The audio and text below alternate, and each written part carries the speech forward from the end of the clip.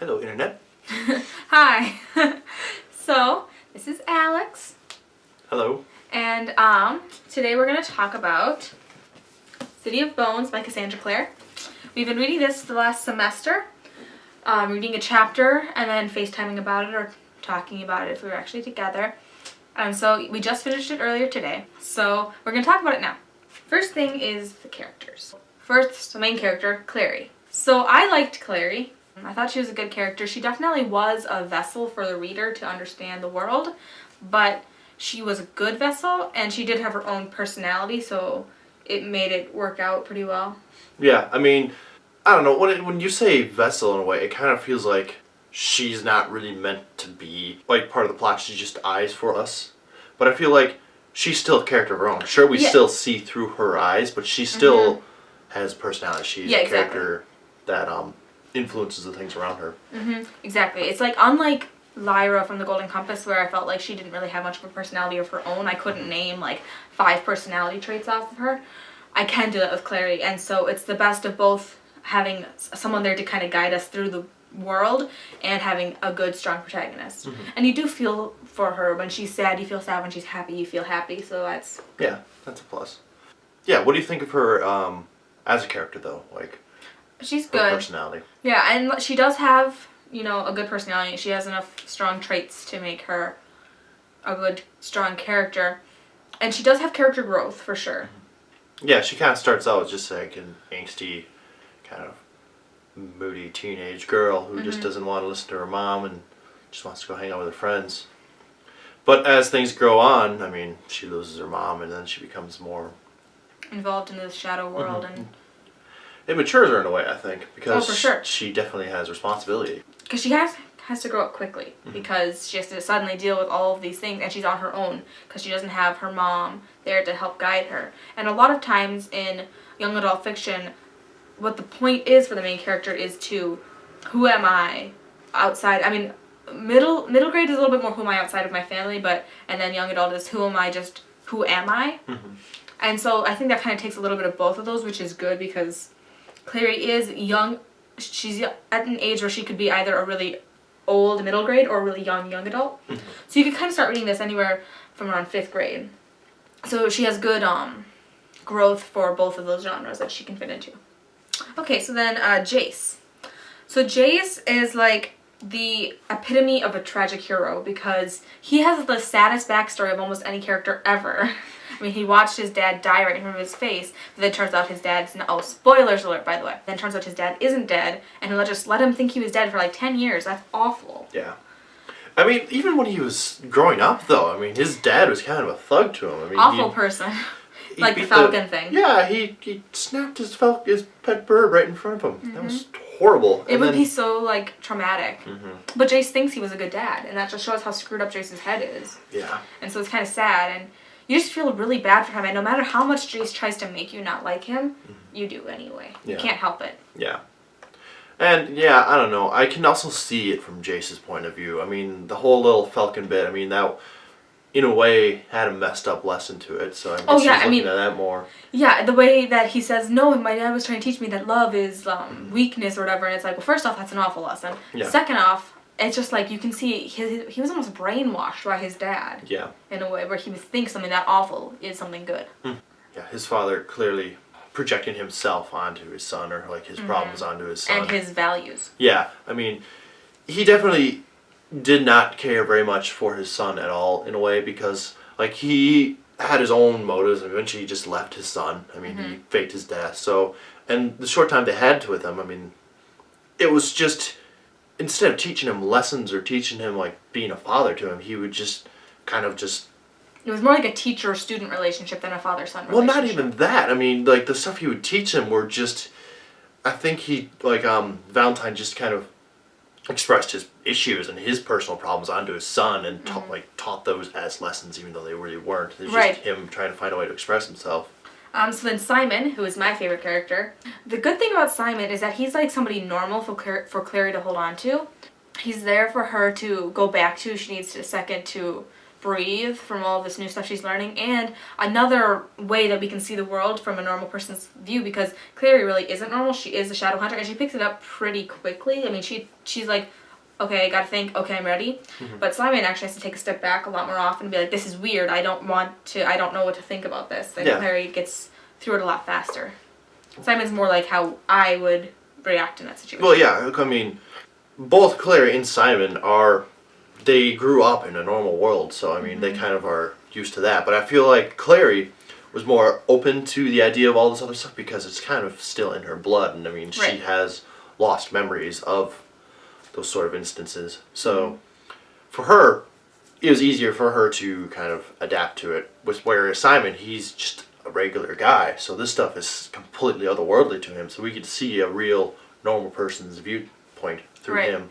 Exactly, and I like that. And I just like Simon. He's funny and nice. He's just like the kind of person you'd want to hang out with. Yeah. I mean, towards the end of the book, though, they kind of he got quieter, like when he started hanging out with the Shadowhunters and just kind of staying in their house. I mean, he's sort of like a lovesick puppy towards Isabel, right? Yep. Yeah, so that was kind of going on. But that kind of makes sense because, I mean, she's otherworldly beautiful. Yeah, I know. So. I can see but like, they kind of toned down his personality towards the end of it, though, which in a way, I think like. Part of it is because he was just so overwhelmed. Yeah. And part of it is because he's not the main character, and in this plot, or in this particular book, he doesn't really have a ton of character growth because, remember, this is at least six book series. So he's gonna have character growth in the future, but in this one, it's not so much about Simon. He's there, but it's not really about him. Okay. But I did like that he's the one to kill Abaddon, and then the way that he did it is because he took archery lessons in camp. It's pretty fun. It's like anybody who took archery lessons in camp can kill a demon. It just kind of shows that you don't have to be a shadow hunter to do something like that. You can just be a normal person. Yeah, that's pretty cool. And so then, speaking of Isabel and Alec, they both have strong personalities, especially Isabel. Alec is a little bit more quiet and shy, but I think that's part of his character. He's a shy guy, and he's hiding a big secret. Exactly. I mean, yeah, his big secret he's hiding is part of the reason why he's so quiet. And it's his personality, it's who he is, so he has to hide a part of who he is from everybody. Yeah, those two characters, it's interesting to see them on their own and when they're together, because they're almost like two different people when they're separate or together, because when they're together they definitely play off each other and they try to... Because they're siblings. Yeah, and they talk and they're close. Yeah. And like everything they do is kind of based off of how the other one's going to react, or just how they talk about each other. They worry about each other, and so they pay more attention to each other than the others around them. But when they're alone, you can kind of see them. Yeah, whenever we have a good scene with just Clary, like Clary and Isabel when they're getting ready for the party, or Clary and Alec at the end of the story, it's kind of nice because we really get to see who they are outside of anybody else when they're just being them. Yeah, I mean, Alec definitely had less screen time than Isabel did, at least I think. Yeah. But there were we got to see two major sides of Alec. I mean, there was one, him and Clary were fighting. Yeah. And we definitely got to see his struggle and his kind of dark secret, like how he has a crush for Jace. Right, and how it really tears at him.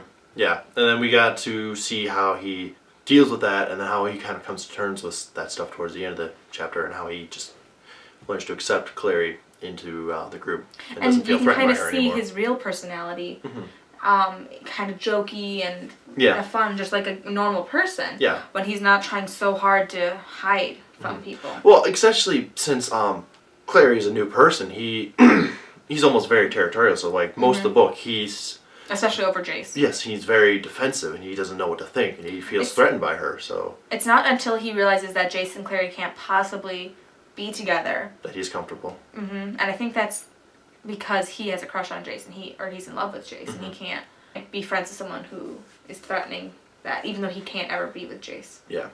And so that kind of leads us to Valentine, who we don't really get to see until the end, but we hear a lot about throughout. Yeah. And then once we do see him, I mean, he's a good villain. He's one of those villains where he's super calm for a really long time, and then he'll just like explode, and then he'll be like calm again. Yeah. And that's really scary, especially for kids, and even like kids that are their age. Like, it's startling when someone's just acting super calmly, and then all of a sudden they explode at you. If someone's just sitting right next to you, and then all of a sudden like they're sitting quietly, and then they I mean, it's going to startle you. Yeah. I just really like how they wrote his character. I mean, I can also see parallels to a video game I play, I played Final Fantasy VII. The villain in that was called Sephiroth, and you never got to see him until the end of the game. And like they would just talk about him, and you'd see like devastated towns, and they're like, Sephiroth did this, or Sephiroth was here, and you just got to see all this. So you were building him up in your mind, and you just saw this horrible, horrible monster. But then when you finally saw him, he was just this tall, slender, long-haired man, and he was just very, very calm, very stern. He'd look at you and just, I mean, you could see the evil in him because you also know when he's done. Mm-hmm. But if you just saw him on the street, you might not think he was so intimidating. He's very eerie in a way. It's kind of like similar to the villain in the Avatar Last Airbender series, the first one, the Fire Lord, because again, there's 2 seasons where you don't see him, you just hear about him. Sometimes you'll see a shadow, and you know that he burned his son's face and bandaged him. He's been like killing all these towns and killing all these people, and then when you do see him, I mean, he isn't not intimidating, but he's not like a big strong guy, and you can see that he's a little bit crazy and stuff. But yeah, if I just saw him walking down the street, I wouldn't think, oh, he's evil. But yeah, I really like when they write characters like that because it's fun not to be able to see them right away. Yeah, and it's a good way to write a villain, especially when there's other struggles and other characters you want to deal with. I mean, the villain, unless you have the villain have screen time throughout the play, and you kind of have to sacrifice the characters that you want to develop as your main characters. Right. Yeah, because I mean, there are other things that Clary and Jace and everybody is dealing with besides just Valentine. There's Clary's trying to find her mother, and then there's also Clary's inner struggle to become part of the shadow world and stuff like that. Yeah. There's other, I mean, because you know there's different kinds of like conflict in stories. There's person on like the world, person within themselves. Like there's different types of conflict. My camera died, so we're going to continue this on FaceTime camera on my laptop. Won't be as good quality, but it'll be fine. Alrighty then. Yeah. So then the story. I liked this story. The world is very unique.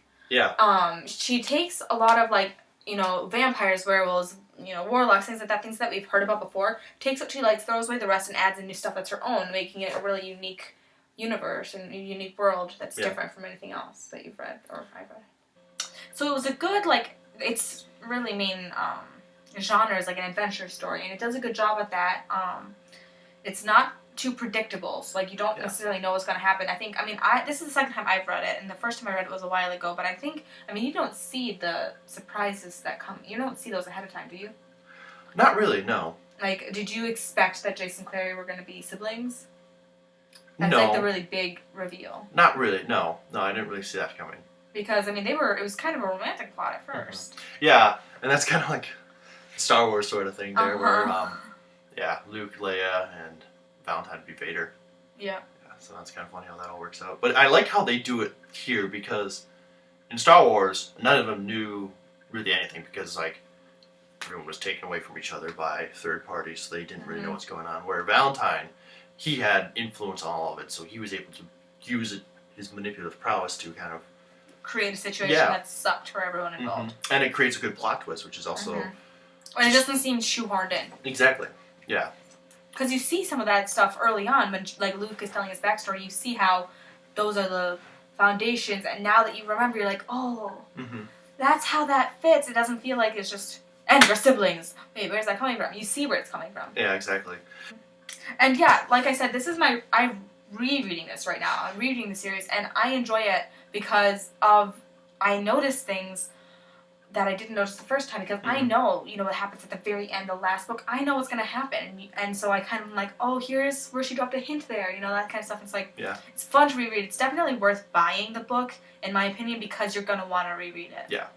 So then writing style. You seem to like her writing style a little bit more than I do. Not that I don't like it, but you can definitely tell that this is her first attempt at writing. Really? Especially in the first few chapters. It's kind of clunky at the beginning, but she definitely streamlines and gets better. You can tell, as a writer, I guess I can see it maybe better than others could, because I've seen it in my own work and I've seen it in my peers' work, where the first couple chapters will be kind of like, I don't want to say childish, but young in a way, but not young as in personality, young as in you're a young writer, you're just learning how to do this, you're still working your way through. And I'm sure that this book went through multiple revisions, but there's still an element of tone and things like that you just can't get out. So the first few chapters you can tell, okay, she's just learning how to write here, she's trying to figure it out, she has a story she wants to tell, she has to figure out how to tell it. But she definitely gets better throughout even just this book. So then, as far as my rating would go, I would say I'd say a 4 out of 5. It's definitely worth buying, I would say. And I would give it a 5 out of 5, but just for some reason I can't get myself there. Maybe it's because I'm not having as much of an emotional reaction to it as I do some other books. But I would say 4 out of 5, but a very high 4 out of 5. It is a very, very good book. I can't really give 5 out of 5 very easily. I'm kind of like waiting for the perfect book to come along before I give a 5 out of 5. Yeah. Though I think I did give a 5 out of 5 to If I Stay. But that one was really good. If I were to rate it, an 8 out of 10. Because it is a fun ride for a book. I mean, it's a good adventure. But it, It's the same as 4 out of 5, if you do the fraction. Okay, yeah, but... So you also agree with 4 out of 5? Yes, but it's got more numbers in there, so you have more range I do out of to run 5 because around and Goodreads is out of 5. And I link my Goodreads to my YouTube. I'm going 8 out of 10. Okay. But, yeah, it's a fun, adventurous ride. But, it is a little bit light on the emotion side, and if you're really into that... Yeah, okay. Yeah, I mean, if you want a full, well-rounded book, I guess that's the one little area I could be slightly lacking in. Okay, so we're kind of on the same page here. Mm-hmm. So, that's 2 people saying the same thing. Not just my opinion this time. Anything else you want to say? No. Thanks for having me on the show, though. Yes. So, I'll see you guys next week. Bye. Bye.